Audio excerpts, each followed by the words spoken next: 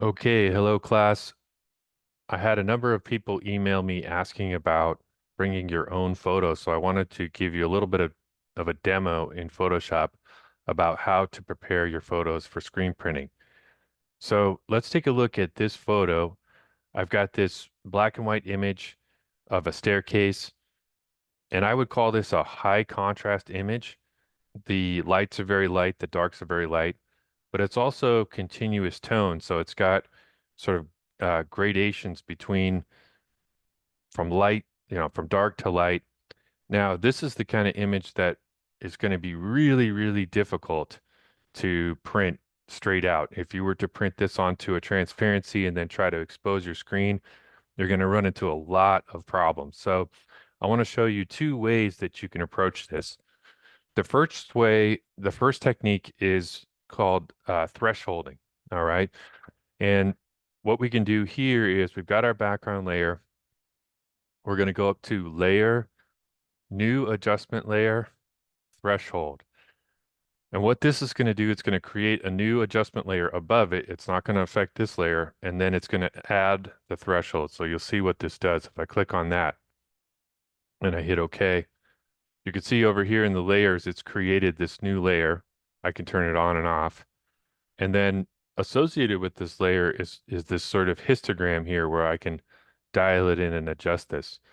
So what this is going to do is it basically turns, at some point, it creates a threshold between making each pixel either white or black, right?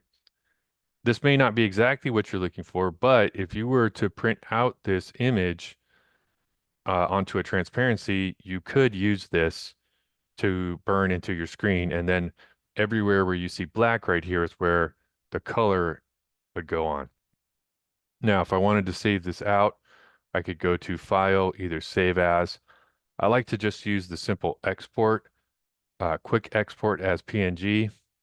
And I've already got one saved right here. So I'm going to go ahead and save that in my folder and save it over. Sure, that's replace it. Okay, that's good. Now, you know, essentially you've lost all of those gradient tones. So you may not be too happy with that. So there's another thing that we can do here. Now, what we're going to do is called a halftone. There's lots of different ways to do a halftone. I'm going to show you one way to do a halftone. So first thing I need to do is select this layer and I'm going to drag it down to the little plus icon here to create a duplicate. I also want to make sure that my foreground swatch is black and my background swatch is white. So let's imagine maybe you were working in something else and you've got, these colors kind of different. You don't want that. You want to make sure that you have black on the top and white at the bottom. There's also a handy little thing you can click right here that'll get you right there. So you want to make sure you're like that. Now, once we've got this layer created, we're going to go to Layer, Smart Objects, Convert to Smart Object. What this does is it means that it's going to convert it into an object that you can create, you can put filters on, you can put all kinds of effects on without actually damaging the original layer. So it's kind of nice. So again, we select the layer, we go to Layer, Smart Object, Convert to Smart Object. And now you're going to see this there's like a little, I don't know what it is, a little icon in the bottom right to let you know that that's a smart object. And so next we're going to go up to Filter and we're going to go up to Filter Gallery. If you've never used the Filter Gallery, it's really cool. It's going to pop up a new window and it's going to give you all kinds of things that you could do. So we're going to click on Filter Gallery here. Now I'm going to resize this a little bit. Um, if we look here in the Filter Gallery, you've got all kinds of different things that you can use, but we're going to go into Sketch, the Sketch menu right here. We're going to go to Halftone. Okay. Now, this is so it's kind of hard to see, but if I zoom in a little bit closer, you should start to be able to see little dots there. And that's what you want. You want those little dots.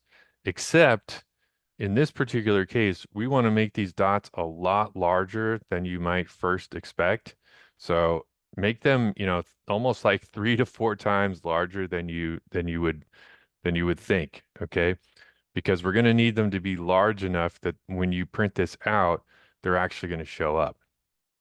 So here we go, maybe size 6 or 7, something like that. I know it looks crazy, but trust me, this is going to work. You can also play around the contrast a little bit. I like to keep the contrast, kind of kind of in the middle, medium. So I don't know, 9 or 10, something like that. All right, so then we go ahead and hit OK. Now you've got this halftone image created, right? And you might think that if you saved this out and if you printed this, it would work automatically, but there's a problem because if you really zoom in here, these are actually not black and white pixels. They do have shades of gray.